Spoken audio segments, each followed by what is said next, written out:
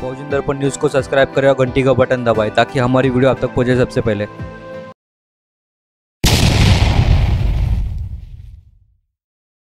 बाबासाहेबांची मुवमेंट देशभर रन करत असताना सोलापूरमध्ये सुद्धा बाबासाहेबांचा हत्ती चालला पाहिजे या उद्देशाने आम्ही फॉर्म भरला होता।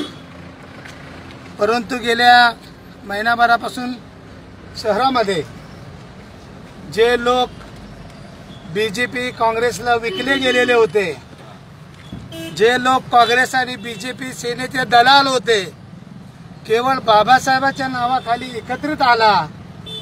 मला त्याचा आनंद जास्त झाला की हा समाज सतत निवडणुकीमध्ये काँग्रेस बीजेपी सेनेच्या मागे असतो। हा पहिल्यांदाच प्रकाश आंबेडकरच्या माध्यमातून संघटित झालाय, तर आपण कशाला मागे राहावं? म्हणून त्यांना अडथळा नको आणि त्यांनी चॅलेंज म्हणून आता माझं स्वीकारावं की त्यांनी कायम प्रकाश आंबेडकरच्या मागे उभं राहावं। म्हणून मी ही उमेदवारी मागे घेत आहोत। जय भीम, जय भारत। आता सदाफुल पक्षाची भूमिका काय सांगा? बहुजन समाज पार्टीनं या ठिकाणी माननीय राहुल सरदेसाहेबांना उमेदवारी दिलेली होती, परंतु गेल्या महिनाभरापासून सोलापूर शहर आणि जिल्ह्यातील वातावरण आम्ही बघितलं की या ठिकाणी खरोखरच बहुजन समाज पार्टीची प्रामाणिक इच्छा आहे की या देशाचा पंतप्रधान दलित बनला पाहिजे आणि 2019ला बहिरकुमारी मायावती ह्या पंतप्रधान बनत आहेत, हे चित्र सगळ्या देशामध्ये आहे। अशा वेळेला या ठिकाणी सोलापूर लोकसभेमध्ये त्यांचे नातू मान्य प्रकाशजी आंबेडकर यांनी या ठिकाणी उमेदवारी दाखल केली आणि तेव्हापासून समाजातील लोकांचा एक जनरेटा वाढत गेला। कधी नव्हे एवढा एकी लोकांनी दाखवण्याचा प्रयत्न केला। आमची सुद्धा प्रामाणिकपणे इच्छा तीच आहे की समाजानं नेहमी बाबासाहेबांचा आंबेडकरवाद या देशामध्ये चालवण्यासाठी, रुजवण्यासाठी आत्ताच नाही तर कायमस्वरूपी जागरूक राहायला पाहिजे। केवळ बाळासाहेब या ठिकाणी आले म्हणून सर्वजण एकत्र आले आणि उद्या निवडणूक झाली की पुन्हा त्यांच्या कळपामध्ये जाणं, असं जर करत तर ती खऱ्या अर्थानं बाबासाहेबांच्या विचारांना गद्दारी होणार आहे। त्यामुळे जे लोक आज त्यांच्या बाजूने उभे आहेत त्यांनी कायमस्वरूपी आंबेडकरवादाशी एकनिष्ठ राहावं।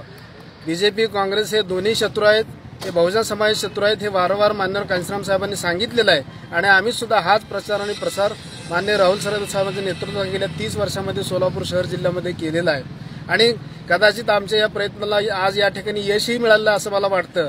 कारण जरी आज हत्ती या ठिकाणी जरी नाही दिसला तरी बाबासाहेबांचं नातवंड केवळ एकत्रित कुणाच्या पाठीमागे जनतेनं प्रामाणिकपणे उभं राहावं एवढी आमची प्रामाणिक इच्छा आहे आणि म्हणून त्या सद्भावनेनं आम्ही या ठिकाणी उमेदवारी मागे घेतली आहे। जनतेला आमचं आव्हान आहे की तुम्ही ज्या पद्धतीनं वातावरण तयार केलेलं आहे ते जिंकण्याच्या शर्यतीमध्ये आलं पाहिजे आणि खऱ्या अर्थानं जर तुम्ही जिंकलात तर आपण आंबेडकरांचा विजय झाला असं या ठिकाणी आम्हाला वाटेल। या सद्भावनेनं आम्ही उमेदवारी पाठीमागे घेतलेली आहे। पक्षाच्या काही नगरसेवकांनी राजीनामा देण्याची भूमिका त्यावेळी पक्षाने भूमिका बदलली असं एक चित्र पाहिलं। नाही, पक्ष आपल्या भूमिकेवर ठाम आहे। त्यांनी फक्त पक्षाला विचारात घेऊन या सगळ्या गोष्टी करायला पाहिजे ते त्यांनी केले नाहीत। एक दुसऱ्या पदाधिकाऱ्याशी बोलणं म्हणजे पक्षाचा तो निर्णय नाही, त्यामुळे त्यांच्या निर्णयामध्ये पक्ष कुठेही सामील नाही। तसं मायावती साहेबांचा पक्ष आदेश तुम्हाला तसं आहेत का उमेदवारी मागे घेण्यासंदर्भात? आम्ही इथली प्राप्त परिस्थिती बघून, कारण शेवटी समाजाच्या जोरावरतीच या ठिकाणी पक्ष चालत असतो, समाज बरोबर घेऊन समाजाची मतं घेऊनच आम्हाला या ठिकाणी यशस्वी व्हायचं आहे। त्यामुळे आज समाजाला दाखवून भविष्यामध्ये कायमस्वरूपी ही लोक आंबेडकरवादापासून दूर जाणार नाहीत याच्यासाठी आमचा हा प्रयत्न आहे। पक्ष त्यांच्यावर कारवाई करणार का? मग बिल्कुल करणार कारवाई। बहुजन दर्पण न्यूज़ को सब्सक्राइब करें और घंटी का बटन दबाएं ताकि हमारी वीडियो आप तक पहुंचे सबसे पहले।